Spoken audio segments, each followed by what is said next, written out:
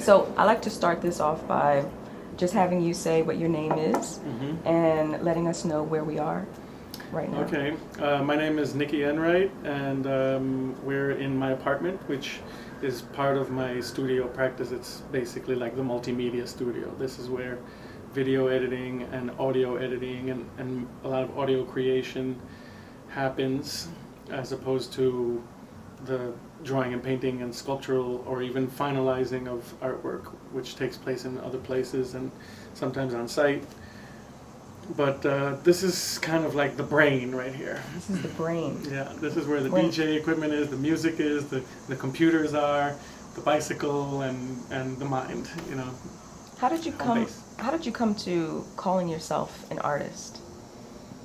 Calling myself an artist? Yeah. Oh, that's a good question. I always thought of myself as an artist basically since I was a little kid. And I went to LaGuardia High School in New York. And so pretty early on, I was already following that path of becoming an artist. And I think I was an artist already. You know, I don't think you need fancy degrees or whatever. You know, it's more of a mindset in what you do. If you're drawing all the time, I don't care if you're 12 years old, you're an artist if you're drawing all the time.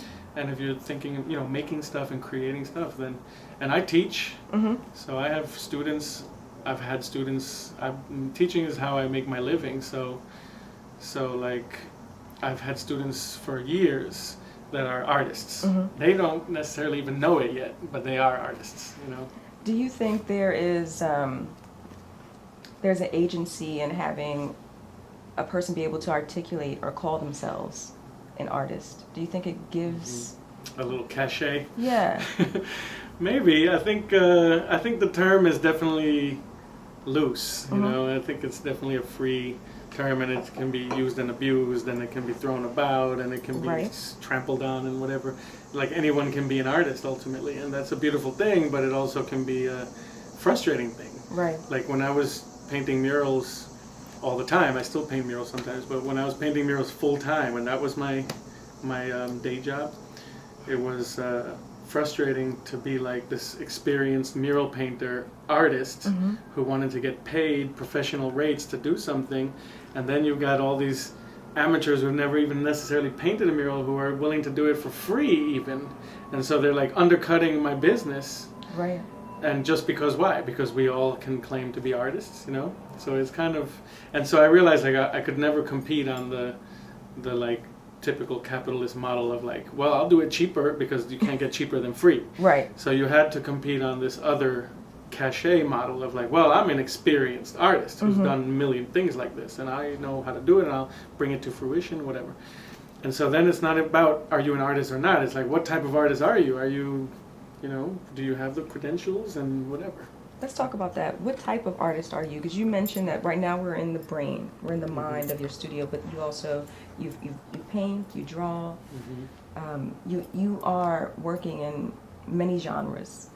Yeah, no, I make music. I don't know. I've always resisted the pressure. I would say it's pressure that I've felt my whole life to kind of narrow things down and to be a very specific kind of artist that makes a very specific thing that's very recognizable, that's your style or your mark, or at least your medium or your concerns. And I think that in some ways, if you know me and you know my art, then you can see that that's there anyway, but it's not like I'm trying to do that at all. So I think that I'm a very open-minded multimedia artist. I really love music to the point where it's such a close second to visual art that I think actually the only reason that I'm not a musician or like a professional DJ, even though I am a professional DJ, but I mean the only reason that that's not like where I really focus all my energies as an artist is because the music world is much more traditional and structured and there's much more of an expectation that you're going to be working within a certain tradition or genre or something, whereas in the art world it's much freer, which is why whenever musicians start to get too experimental, they always wind up in the art world. Right. Because the music world has no place for them, Mm-hmm. but the art world has a place for them. Mm-hmm. And so I feel like one of those people who kind of like, I don't know, in terms of what kind of artist I am, I'm kind of a homeless artist, but the art world makes a place for me. Yeah. You know? Or you make a place for yourself within the art world. Right. However, A little bit of hay in the corner. however you want to, word that. You were mentioning that you resisted going into a specific genre. Mm-hmm. Can you talk a bit more about why? I think I'm just I'm very interested in a lot of different things. Mm. So it's hard for me to choose, And I've never necessarily bought the idea of the jack of all trades, master of none thing. Mm-hmm. I see people who are like amazing at all these different things, and they all inform each other in an interesting way. And so that's what I strive towards, I feel like every interest that I pursue somehow is going to come back and be part of everything that I do Mm-hmm. in a way that is interesting to me, at least, Mm-hmm. and hopefully to the viewer of my art. But I just don't feel like I need to, or honestly that I could Mm-hmm. limit it and say, no, I'm just going to do paintings on canvas or something like this. I just couldn't do that. It's just not within me, Mm-hmm. Let's talk about this idea of social engagement, because I feel like there could be, limitless definitions or concepts for what it is. Mm-hmm. And one of the aspects of this project is to be able to sort of try to attempt to visualize what social engagement could potentially be. Mm-hmm. And for me, what's really critical about social engagement is people. There has to be people involved in some way, whether it be a part of the process, a part of the result, there's some kind of interactivity created. Mm-hmm. What do you think about this concept of socially engaged art practice? Mm-hmm. Well, I think it's a very interesting way that art seems to be going in, because art has, when I look at all of art history, right, to the beginning of history, art has gone through some very, very major changes in terms of its role in society and its who practices it and why and how and all this kind of stuff, and then technology and so I feel like we're all coming out of this moment in art history where art has been very much what is the word? Like turned into a commodity for very wealthy people, and very exclusive, very elitist. It wasn't always like that, and it won't always be like that.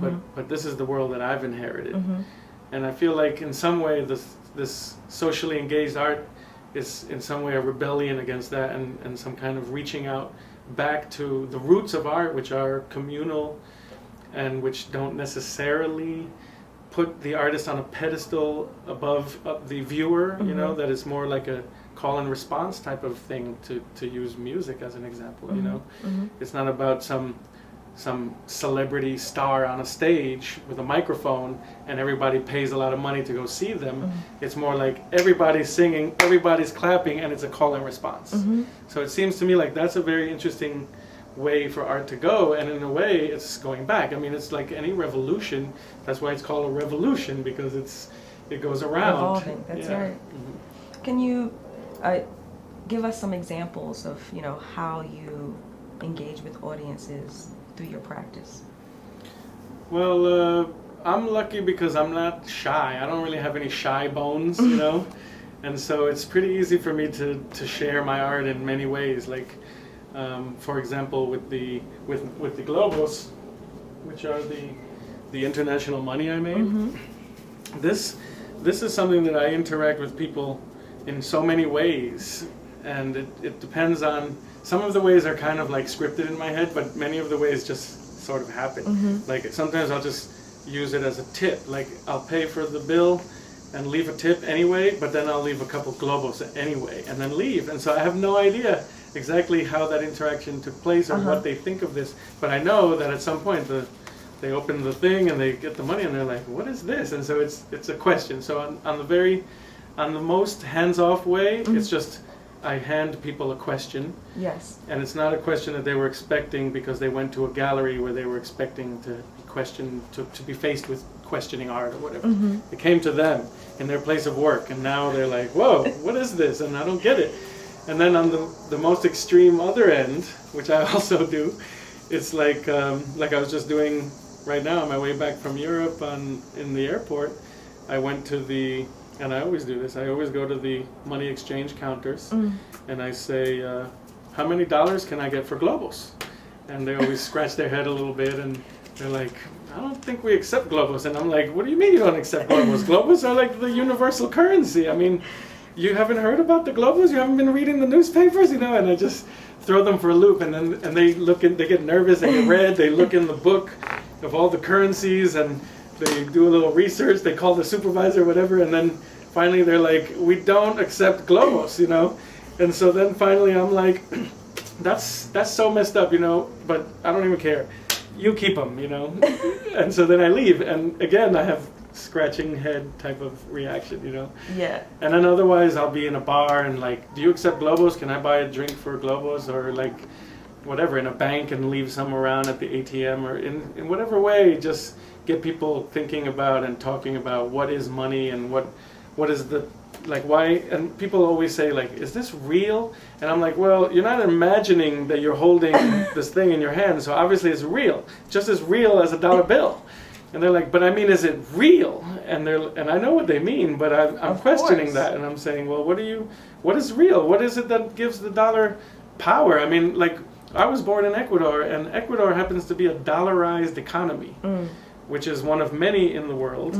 People don't know this usually, but the dollar is the official currency of many other countries besides the United States, and Ecuador is one of them. And for some strange reason, that very same dollar in Ecuador is not worth as much as it is in the United States. So it's obvious to me that it's all this abstraction, and that this dollar is a symbol, and that who you are has something to do with it, and where you are has something to do with it. So if I can just get people to ask themselves questions about that, then this art is doing its job in a way, way beyond the installation of these in a gallery or a museum. Right. So I want to talk about reality. Is this real? Because I think that's a really interesting, for lack of a better word, thing to come up, and speaking of the unscripted, unscripted concept, like, somehow, by being involved in this project, now you're involved in the creation of reality and challenging people's realities. Absolutely, because actually I think everybody, like, for example, there is the reality of the global labor underclass that's making all of the shit that everybody has. And like, everybody knows that on some level. They know that that's real. They don't deny that reality, but somehow we just put it on a shelf, right? Like, whatever, like, yeah, that's terrible, but it doesn't stop you from wearing clothes made in Thailand or using an iPhone or whatever. And so there's something about that I find interesting, because one of the things that I like to say with the Globo is this money was made so that there could be a global minimum wage, because that's what we need in this world, so that people's time and effort and sweat is worth the same regardless of where they are or what economies they were born into, whatever. And so that idea is something that kind of seems attractive to, I think, just about everybody in like an abstract sense, an abstract reality. Yeah, everybody is equal, everybody's time should be worth the same.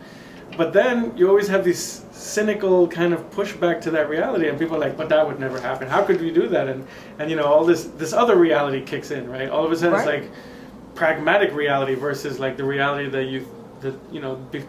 it's like justice reality and pragmatic reality. They don't mix, and you have to choose. And I feel like, I don't know if you have to choose. I mean, I want to be able to say, no, I don't want to choose pragmatics, which means I'm exploiting everybody, in the world, including my own family in the third world, the so-called third world. So yeah, this is something that I want to question and have people question, and even though they know it already, I'm not really making them question. I'm like giving them a moment to question that's outside of the norm. You know, it's not an op-ed in the newspaper, it's not a political discussion over at Thanksgiving, it's not whatever, it's not the normal ways that you think about reality and how it could change for the better, or how fucked up it is in the world, or whatever.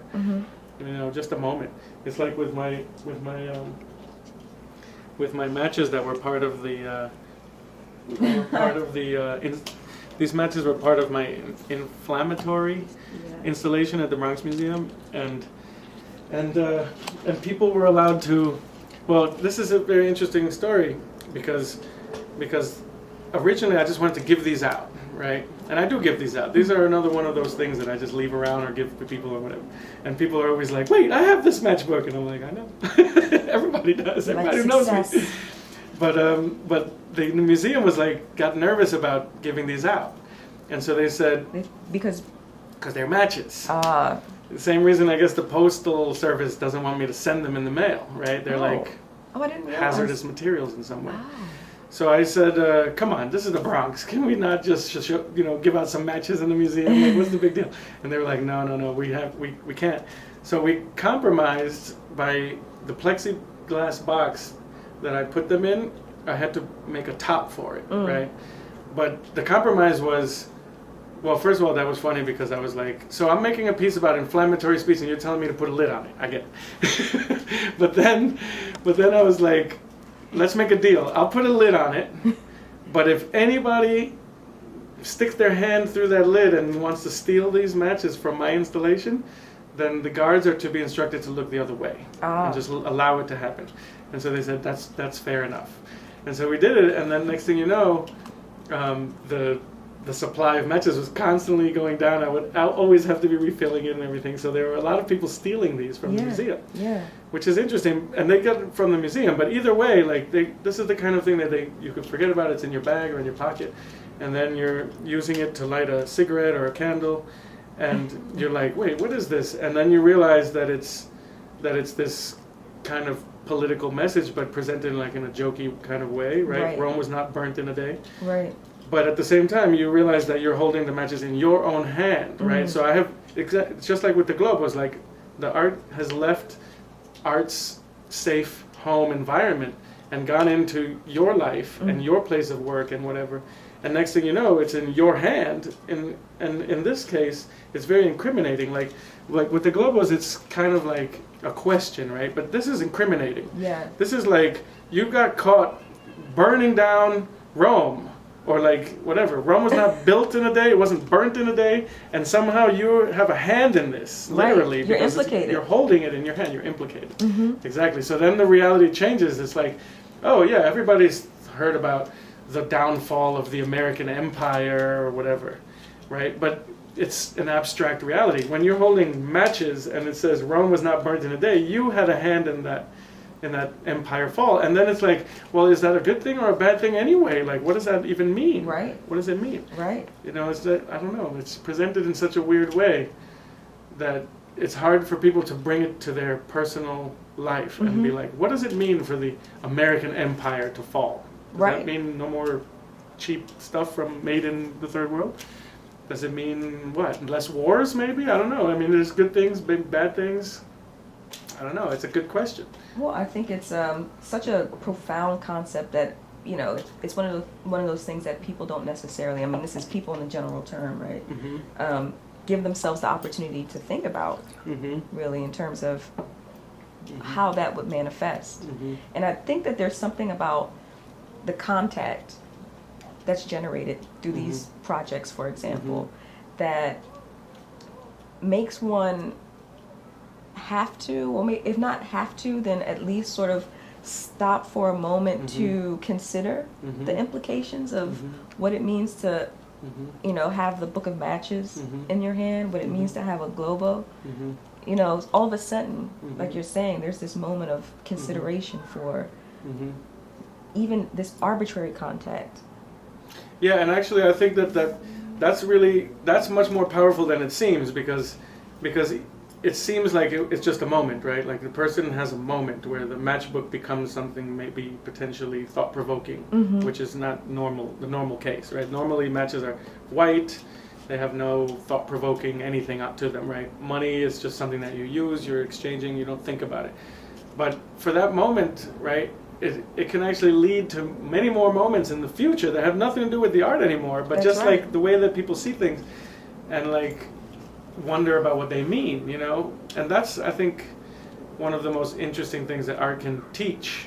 Yes. And that's one of the things that I want to teach my students, is like that art teaches you how to look at the world and ask yourself what it all means. Where does it come from? Why is it the way it is? How does it change? Should it change? How would I have a hand in changing? If I don't do anything, what does that mean? You know, all these things that I don't know. And with the art, it just seems like a very interesting way to do it. Like years ago, this year I wanted to go to the Documenta in Germany. Yeah.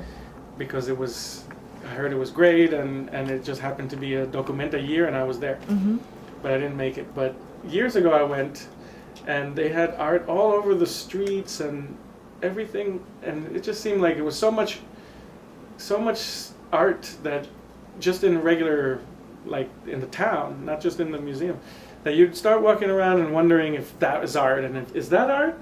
And like, is that pile of garbage, and is that fire extinguisher? Like, is that fire hydrant really a fire hydrant, or is that like a sculpture? And if that's a sculpture, then what would it mean? What is it about, right? And this is a very interesting way to walk through a town. That's right. To walk through life. This is a very interesting way. And so if you can bring that experience to somebody who's not even seeking it in Kassel, Germany or whatever, then I think that that's a very powerful thing, way beyond that moment where you actually put it in their hand and they have that head scratching thing, right? Next thing they'll look at another matchbook that was not made by an artist, that has no intent, no artistic intent, and yet they might be like, what does it mean, right? And that's interesting, right? Just what does it mean? What does this money mean? Or like when they go and change money when they go on vacation or whatever, you know, to wonder about that, not to just accept the idea that you change money and you get money and you travel. But like, what does it mean? Like, that's a very weird, special moment right there. Oh, for sure. Changing money. What does that mean? How come I lost? Like in Switzerland, first time I went to Switzerland, I mean, you know, you give $100 and you get 75 back. Doesn't it hurt? How does that make sense, right? What? Wait a second. Wait. Oh, I get it. Oh, this is how the third world feels all the time, even with the dollar and everything. Like, oh, and it's like, why? And these are the questions that drive my work, I think. Right. You know, there are very political, socially engaged questions to begin with. Right. You know? So it's no surprise. I don't choose to make art like this. This is who I am. You know, I just think about these things, and like the art that I make comes from that thinking and questioning. Like, why? And you know, I was born in Ecuador. I was born international. You know, multilingual, multicultural, whatever. So I can't go through the world just like, whatever. $100, 75 Swiss francs. Okay, good. Let's go skiing. You know? No, I'm like, what is that? You could, but you're implicated. I couldn't. So you take that responsibility. You know, one of the questions that that we ask in this is, where is the art? And I think that that's something that you were bringing up when you were saying you're walking through Kassel, Germany, and you were like, is this an installation? Is this, is this real? Is this not real? So I want, to hear you talk a little bit about where you locate art, when you have a practice like this. Well, I have a traditional side to me that also really appreciates the art object, the autonomous art object, and the white cube, and the museum space. All of these places, I feel like they have their own, they have the place, and they have a magical kind of potential, which I deeply respect, and I would never want to be the kind of artist who's like, I never mess with galleries and museums. My art happens on the street, and with regular people, whatever. No, I love the idea of putting something on a pedestal, literally, or on the wall with a track light on it, and inviting people to come and look at it with this new mindset, or not new, but like with the mindset of, this is art. This was made by an artist and with an artistic intent, and let me judge it, and like experts, you know what I mean? Art critics and like fellow artists. This puts a whole different kind of pressure on the art, right? Which I think is actually very valuable. So a lot of my stuff is not. It has two components, like the globos exist as a bill that can be used in the street and in the airport and whatever, and it disappear. But then they also have this. There's an installation where there are two big framed prints, and there's a briefcase full of them, and they're on a pedestal, and they're in the gallery, and this is the gallery component. This is the precious. And actually, they were stolen from the World Bank. They were on display this summer at the World Bank in Washington D.C. headquarters, and somebody walked out with the briefcase, the World Bank, and I was like, I cannot believe this. It's so surreal. The stealing of counterfeit. It's so surreal, but I mean, currency. and I think that it's a different thing, right? When I give money out in the airports, or when I put globos into a big plastic donation bin full of currency, that's a whole different way that the art is getting out there than like when people go to a gallery or museum and see the installation of them. And maybe they lead to the same kind of thinking and the same kind of questions, but it's definitely a different context. But I respect them both, and I also like what we were saying before about the scientists in partying in Geneva, right? Because of the Higgs boson that they found that no one understands except them. There's something interesting about that, like just doing stuff that is really catered to the experts in your field, you know, and that it's not about some kind of populist notion that everybody should understand and get your art and appreciate it or whatever. I mean, there's something interesting to that too. But there's also something interesting that's like, I don't care who doesn't see it or who doesn't understand it. You know, I just want to make some very interesting art for the art world, right? For my peers in the art world. Yes. And they're, you know, and yeah, I wouldn't want to give either one of those things up, you know? Well, you know, there are a lot of artists that we've had conversations with that have that duality, you know, that kind of bifocal approach to things where it's like, you know, I work in public space, but I also have a studio. You know, I make work for a gallery, but you know, all of that material is generated out, you know, kind of on a very pedestrian level. So I think that there's something it to makes that kind sense. of ebb and flow. It makes a lot of sense to me that artists would want to do that because I feel like if you only work with kind of like the alternative to the art world, which is the rest of the world, then you might feel frustrated on some level, you know, like you never get any, you know, you're never going to have this kind of discussion about it. You're always, I don't know, an outsider, the weird artist who's doing weird things in the public space while people are just living their lives. But if you only did the white cube, I mean, I think there are plenty of artists who do that and they seem perfectly fine. But personally, I could not imagine that I would be satisfied to just make art for a small art world in a big art town like New York. It just seems too sealed, too hermetically sealed. Right. Well, it really makes me think about value and the question of value. And, you know, when artists are working in that way where, you know, you kind of are constantly going inside and outside, that to me, one of the things that come up is that question of value. You are then able to present yourself in these different contexts of value. You know, I mean, there's definitely, when you enter the white cube space, I mean, that is a specific value zone. Definitely. You know? And then when you're out, you know, on the street and you're just kind of encountering people, that's a different value zone that's happening there. Well, it's different economy. Different economies, you know. Different economies. It's like Lewis Hyde's book, The Gift, which I'm sure you're familiar with. That's right. Where he talks about the different economies that art exists in. There's the gift economy, and then there's like the regular money economy. Right. And I understand that very much. I think it's a good thing that he's very popular these days, because there's definitely. I definitely would not want to just, I mean, as much as, you know, and I have conflicting views about this because like every artist, it would be nice to just make a lot of money from my art, right? That's like a dream in some sense. But at the same time, if that meant that my art that there couldn't be a lot of it, first of all. Right. It had to be limited editions. Yes. which I already don't even like. I mean, I like unlimited editions personally. I like to just, I'm a maximalist, you know. But anyway, so first of all, it would have to be a limited edition, and then it could only fall into the hands of a select few who are initiated in the art world, have an interest in that, appreciate it, whatever, and who happen to have a lot of money that they can spend on art, which basically puts them into the 1 or 2% of society. And so that just seems like so cruel to take something as huge and potentially life-altering as art, and then, you know, shrink it down into this little crack vial that the richest 2% of society can have and snort. Sure. You know, it just seems cruel to me. So I can't do that. You know, I can't do that. Even though, of course, it would be nice to have some of that money flowing in my direction. You know what I mean? Because I have a cash flow problem. The cash is always flowing in the wrong direction, you know? Story of my life. Story of my life.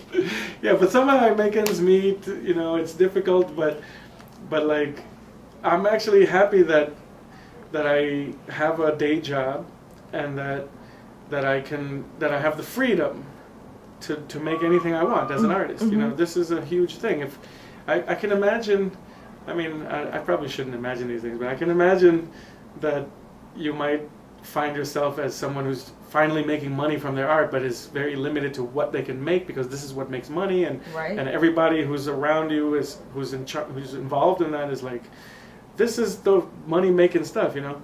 And so I don't like that either. I like the idea of being like totally free to make anything I want, musically, artistically, visually, video, painting, or nothing at all if I want, right? Or writing, or just whatever, sleeping. I mean, nobody owns me as an artist, and this is a very rare feeling in this world where, you know, when you go to your day job, you feel like you're beholden to that. You have to be there. You have to do this. Right? When you have responsibilities to your family members, to your children, whatever, you have to do these things. Like, there's a lot of have to in life, and I think most life is kind of like a serious struggle of having to do things, even though you might prefer to do other things. But I feel like, what's the point of being an artist if you're not going to be able to be free and do whatever you want? I mean, this is basic to me. Right. And I think why most individuals get into, you know, that kind of trajectory of work. Right, but then a lot of people lose that spirit because sometimes, I mean, I try and be open-minded about art and to be respectful and everything, but too often I find that art seems like almost like this rote factory of regurgitating memorized math equations or something like that. Right, yeah. And it's just boring. And that's why I really appreciate what you're doing, because obviously none of the artists that you've chosen for this fit into that bill. None of them. We're all doing things that are definitely not, I mean, you can say what you will, you don't have to like it, whatever, but it's not the run-of-the-mill boring stuff that you might see a lot of in, say, Chelsea galleries. Oh, I'm hoping not. I'm hoping not. Not to say that I, you know, will want to limit the artists that have so, you know, graciously agreed to be a part of this, into being able to traverse, you know, that territory, because I think that is important as well. I think there's something to be said also about intervening in white cube spaces. I think that those spaces need it just as much as they need it. Any other space. But it's a transition. I mean, we're in transition as always, but this is a big one, and so it's going to take a while. Like, I don't know that the commercial gallery world is really ready to figure out ways to survive in the new landscape of socially engaged, interactive intervention art. I just don't know. It's just like the music industry is like so struggling with how to survive in this digital world where everybody can just grab what they want for free and remix it and put it back out there and everything. This is the consumption production thing I was talking about. Right. I mean, like, how does that, and maybe it doesn't survive, and like that's an interesting thing too, right? And I personally, I will not mourn the death of the music industry any more than I would mourn the death of the commercial art world that has never been at all interested in my art anyway. Right. You know what I mean? I just don't mourn it. But I think it's going to take a long time because it's a transition. Well, you bring up a great point, and you know, you were talking about production and consumption, because I'd like to talk about, you know, what this type of art practice confronts, you know, the confrontational aspect of it, because it does challenge the system in many ways. You know, like this project, for example, challenges what it means to be an art maker, what it means to call oneself an artist, your relationship to the gallery, and therefore your relationship to the market, what curatorial practices, what's the audience. I mean, all these things start to, I mean, it's just like one after other now from this point. Like it's all, you know, starts to come into question. It all becomes so fragile all of a sudden. Right, and linked, right? Because the audience at one moment can become the artist in the next, or whatever. Right, you know. or the consumer. You know, there's all these different kind of, you know, so where's the patron? You know, how's the patron involved now in this? And then where's the audience? You know, well, I don't know where the artist. So then all these questions start to come up. Right. Yeah, it's a very interesting moment, and I'm very happy to be a part of this thing. I mean, I don't think any of us is thinking like that. Nobody ever does, right? But then all of a sudden you realize like there's some things going on, and I'm definitely right in there with them, and I don't even know half the artists that you've chosen, but I definitely feel a kinship with them and with their struggles. And it is a struggle, you know, it's not easy to figure out how to navigate in this world. Because you definitely don't want to, I don't want to say, I can't say, fuck the art world. I can't. Right. But at the same time, I'm not going to be like, well, this is how the art world is structured and this is what it expects, and so therefore I'm going to fold myself into this box and do it, you know, and make a bunch of very, very sellable objects that, I mean, I should just do that, right? I should just make some money. Make it easy on yourself. What are you doing? Actually, I'm making money already, you know? You're rich. I'm rich. I got $1 million globals.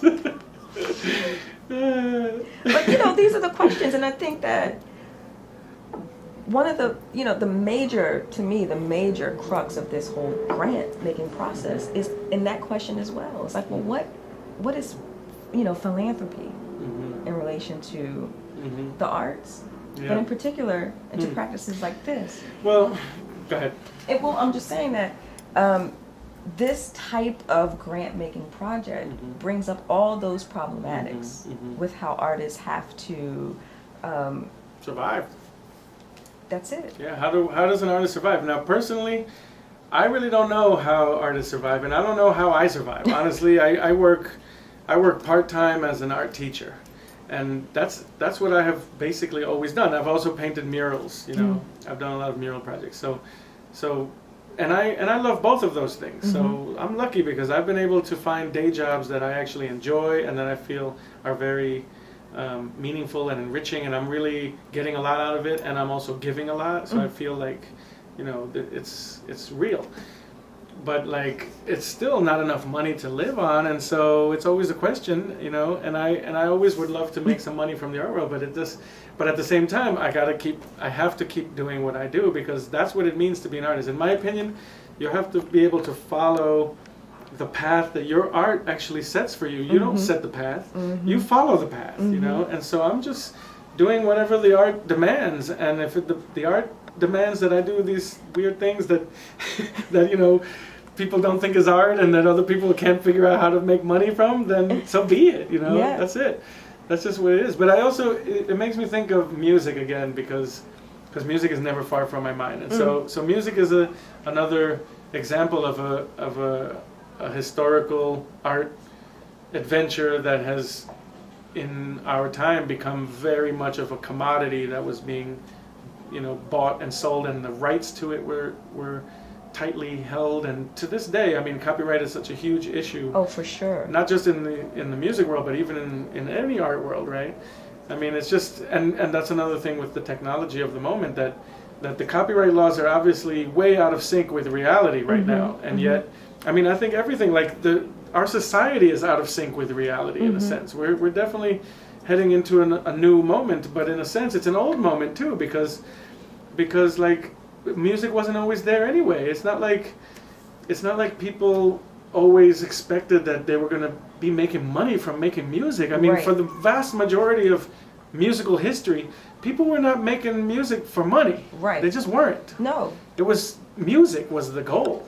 You know, music was the goal. Yes. And so, like, art was the goal too. Like, do you think the cave painters were thinking, like, now if I make this cow really, really proportional, then I'm going to get an extra rib tonight. I don't know, maybe. Well, but in my opinion, I think that they just weren't thinking about money or that kind of economy, exchange economy. They were probably thinking about the gods of the spirits of the animals and all these other things. Like there's no, and then now here we are in this point where it's like money is the spirit of the animal, you know? Money is the spirit of the animal. And so you paint it well, you're going to get money for that. And I think that people are kind of tired of it, and they're like, yes, money is great and necessary and whatever, but like, is that really the end-all be-all of art and music? I don't think so. Well, one would hope not. Of course, I think that, not to make this about, down with, money. The man. Down with the man, no money. I want to make it down with the man. I like money. It's not necessarily the money so much as, where that money is placed and how, the currency, the flow of that money and the access. The flow. Now you're talking, because like I was just in Switzerland where they have these free ports, they call them, where a lot of the most valuable art of the world is in storage. So it's the same idea as the 1% that has a lot of Swiss bank accounts or whatever, American bank accounts full of money that does not flow. Yes. It's just stagnating in this little place, and maybe a tax haven, or maybe earning money on itself, or whatever it is doing. It's definitely not flowing. It's definitely not contributing to, the world's currency. Yeah. Well, when you were talking about cave paintings and music, and that just being the goal in itself, I was thinking about communication. And that in making music and in making visual things, that so much of that is about communicating to other humans. Right, and here we've been talking a lot about the difference between communicating with the art world as opposed to communicating with the regular world, right? Yeah. But it's actually all the same thing. I mean, it's just within whatever community. I mean, it's the same word, community, communication, Yeah. So, yeah, it's definitely, and I always thought, when I was growing up, like in LaGuardia High School, I remember people talking about art was a language. Art is a language that you can communicate in. And it just seems like that's so quaint, that's really, that's a language that people can. Well, wow, that's interesting, and like you have to become fluent in that language to understand. And I understand that to some extent, like what I was saying about Higgs boson, right? Yeah, you can't be like a creationist who doesn't respect science and expect to understand what the scientists are partying about. That's right. So yes, definitely you can't just communicate to everybody, and you can't. There's no such thing as some kind of universal. Yeah, I think the whole idea, which also comes from something that I inherited of like the universal art piece that communicates to everyone, I think that's just ridiculous, actually. I mean, there's just way too much diversity in the world, and there's way too many ways to communicate to think that you're going to do anything that like everybody could get and that everyone could appreciate. Forget that. Forget it. I mean, it's like language. We're speaking in English right now, and this is gonna wind up online. So anyone who speaks English and understands English can appreciate it. But if they don't, guess what? And that's like a huge chunk of the world right there. That's right. So it's like definitely whatever. That's the limitation to this English-driven project. Well, that's the limitation to any project, right? Any project, whatever language you put it into, and I'm talking about language in the large sense, right? Right. Then you're excluding people who just are not going to speak that language. They don't understand that language. They're not interested in that language. It's too far from their world. Well, I think that one of the things when you're speaking about art, that it has become so burdened by it being described through a speaking language, and I think that how that relates to how you rationalize in the mind creates those boundaries to just being able to appreciate or understand visual language. I think that there's just something about visual marks that can speak, that doesn't need the rationalization of the mind, but because literacy is not, that's not a primary form of literacy for us, and the way that we like to think about literacy, that those sort of divisions start to pop up. Well, it doesn't make, people always, it doesn't make sense. It's like, well, you're thinking about it through another linguistic lens, It's an interesting question for me because so much of my art is linguistically based anyway. And it tends to be in English, even though I speak 4 languages. And so I am conscious of that limitation right there. But at the same time, I find language to be something super interesting and super playful. And there's a lot of potential there there's potential within language to think outside of a linguistic mind anyway. Yes. Which is where poetry comes in and where a lot of singing or even just non-language singing, right? Like Yes. the samba, la la la la la, whatever. I mean, this kind of thing, it's still within language in some way, but it's definitely defying the idea of language as this rational system, right? And I'm very interested in that. So it's weird for me because I can understand what you're saying, but so much of my artwork is exploring the irrationality of this rational system of language to begin with, that I guess I just don't even see the language as I don't see the split between the visual and the linguistic. To me it's language is visual anyway. I mean, like this piece right here is playing with the visuals of language. It's like, what happens when I just tilt one word? It changes the whole meaning of everything. That's right. And then concrete poetry and like the way that language has all these meanings embedded into itself. Like this video I made, I don't know if you've seen this, called Rites of Passage. It's got all these words within words. And it's like, it's video, so the words morph by fading out different letters and stuff. And this took me so long to make because I was thinking about, little by little, over months, if not years, I was writing down, oh my God, this word is inside of this word. Okay, file that away for this piece someday, Oh my God, this, again. Right? And it's like, this is not conscious stuff. This is not part of the rational system, but it's like maybe the community's rational system that nobody's in control of. I mean, this is one of the things that's so interesting about language, is that nobody is in charge of it. Nobody owns it. Nobody has any more right to it than anyone else, right? Everyone's got it. For the vast majority of humans communicate in one language or another, and that language is constantly changing and evolving, but they're not in control of that changing. But they have a hand in it anyway. Oh, for sure. It's just like this, it's like you might not think that you're involved, but you're involved. You're involved, definitely. Well, it's something. It's one of those. I mean, if you're thinking about just in art historical terms here, that relationship between text and image is an age-old debate in visual art. Yeah. But to start to look at language as form, I think is when you start to get beyond just rational language. Right. But concrete poetry. But I think that's the challenge for the masses, if you will, because that conscious connection to language is lacking a bit. You sort of take for granted that you have. Well, Americans do. I mean, honestly, Americans are so challenged in the linguistic department, it's like ridiculous. I mean, I just came from Switzerland where everybody, I can't say everybody because I'll be wrong, but almost everybody is at the very least bilingual. Most people are trilingual. And nobody is even much impressed until you pass 4 languages. You know what I mean? That's just, and it's not like it's impressive. It's just like that's the way normal. it is. That's the world that we're living in. Yeah. We're living in a very multicultural, multilingual world, and it's very normal. But Americans are in this big country.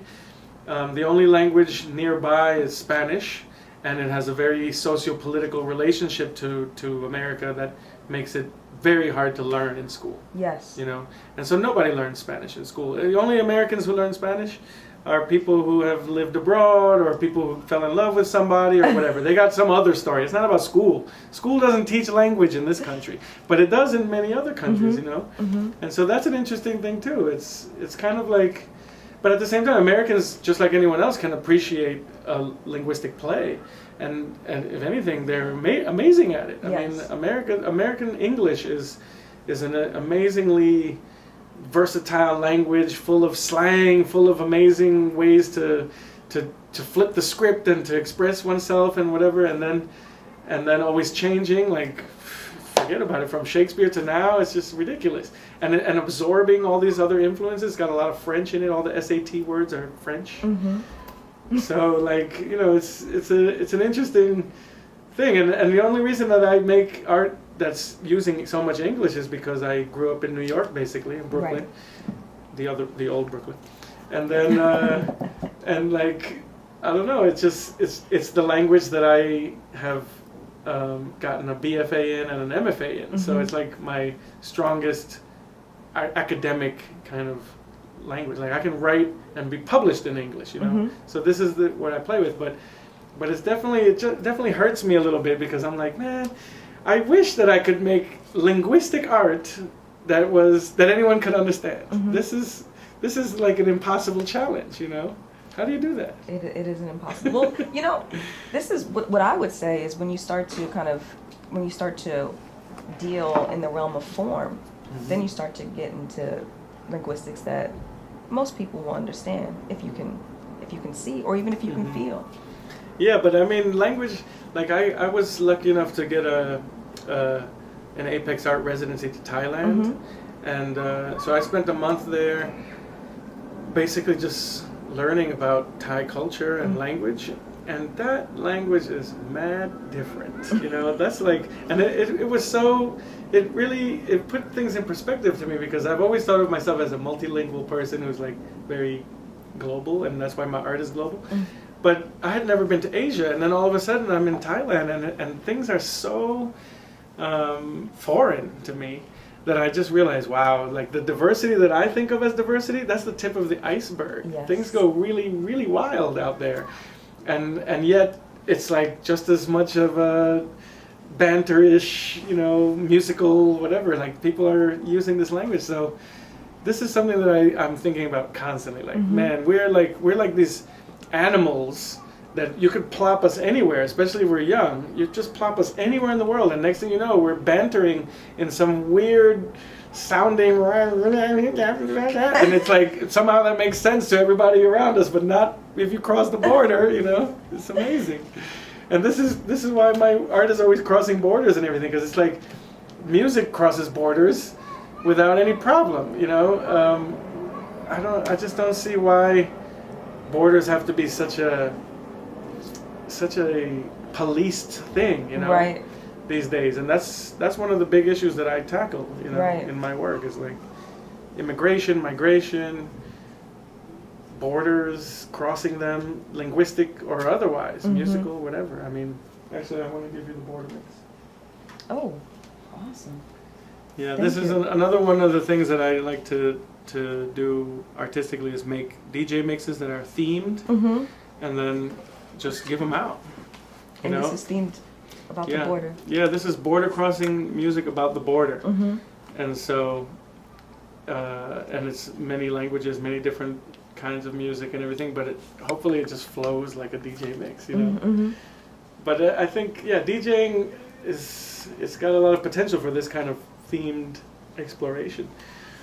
A lot of times people tend to think of DJs as just like presiding over a dance party, Yeah. which is fun, and I love that, but it's not all that we can do. Like, DJing is basically a sound collage that has so much potential for exploring anything that you want to explore, whether it's the border, or I just finished a mix called the Warrior Mix, which is about I guess struggling and how to stay strong in the face of struggles that make you feel weak, and stuff like this. You know, no one will deny the power of music, but somehow you don't put that together with the DJ who's just making you dance. You know, I mean, that's one power of music, but you could take it much further and really focus it into a theme. You know. Oh, for sure. And this is one of the things that I've been exploring lately. Well, this is, you know, just thinking about borders, you know, you were saying that borders are so policed, but then the paradox is that borders are crossed all the time. They always have been. And there are these arbitrary kind of distinctions that people make, but there's, you know. Yeah, mostly they're invisible.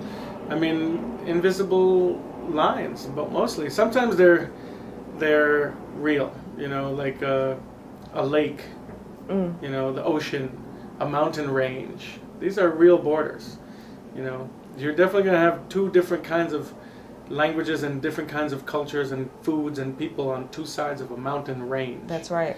But besides that, they're all artificially delineated by colonial powers with wars and whatever. It's just ridiculous. It's ridiculous. And I've inherited this. I mean, this is my art. I think if I had to sum it up, I would say my art comes from my inability to understand the crazy world that I have inherited.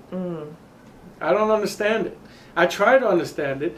I feel like, why is it like this? Why is everything like this? So it comes from the place of asking questions. Yeah, totally.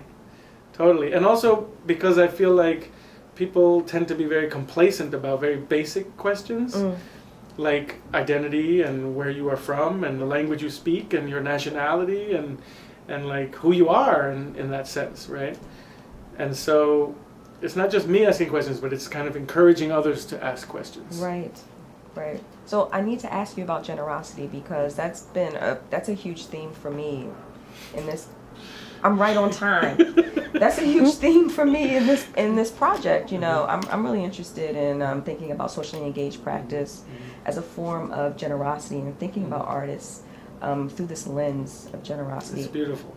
I think it's beautiful. I wrote about the generous artist, and and it doesn't necessarily have to be an intention, but that practice of generosity. How does that idea play out for you?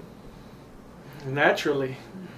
I mean, I'm definitely a generous person. I've been giving out mixtapes since they were actually tapes. You know what I mean? Like Yes. the actual mixtape when I was a kid. I remember those. And this is why I'm a DJ. I mean, this is why DJs are DJs, is because the ones that give you the music.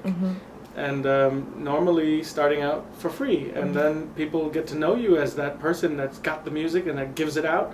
And so, I'm having a party and I want you to give out the music, you know. And so there's something very generous about that practice to begin with. And I think that was very early on. I mean, I was a kid listening to music and making mixes. And then, but it wasn't like, I mean, it was for me, and I got a lot out of it, and I enjoyed it, and I really felt the music deeply, as I still do. But it wasn't really like finished until I could give it to somebody else. Right. You know? And so there's something about that, the act of sharing. You know, I don't even think, actually giving is the wrong word, because it's not like the typical capitalist economic idea where if you give someone something, you no longer have it, right? It's really more about sharing, where I can give you my music, I still have it. Yeah. You know what I mean? That's the problem with the whole, like, do not pirate this movie. Like, you wouldn't steal a handbag.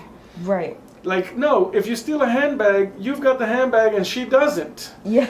But like, if I pirate a movie, I've got the movie and you still do. You know, so it's a very different kind of, I don't know, I don't even want to say piracy because I'm so like over that political idea of like, no, big corporations own your culture, not you, whatever.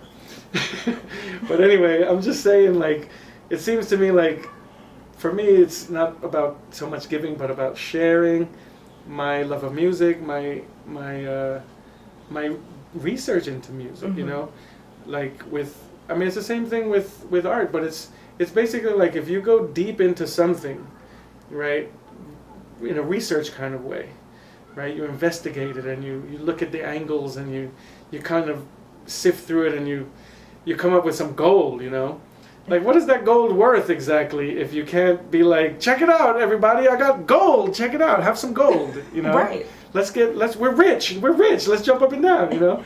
And I think that's how art is in a way. Like, artists go deep into something that maybe is taken for granted by the average person, and then comes back and says, look, this thing you take for granted, it's actually got gold in it, and here, have it, you know, it's yours. It was always yours. Right. You know?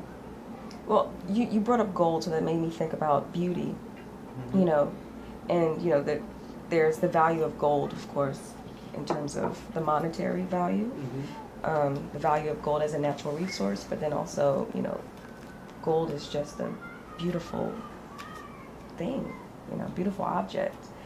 What do you think about beauty? How does beauty play out in your practice?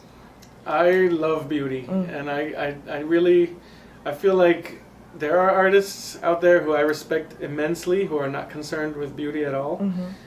But to me, there's something lacking there, you know, and what it is precisely this ability to share, because the average person, your audience, the average viewer or listener of your art, they're interested in beauty, regardless of your theoretical, you know, explorations into other things, right? So like, for example, with music, like I was saying earlier, if you want to get very experimental with music and you don't care about beauty, then you're probably making what most people call noise, you know?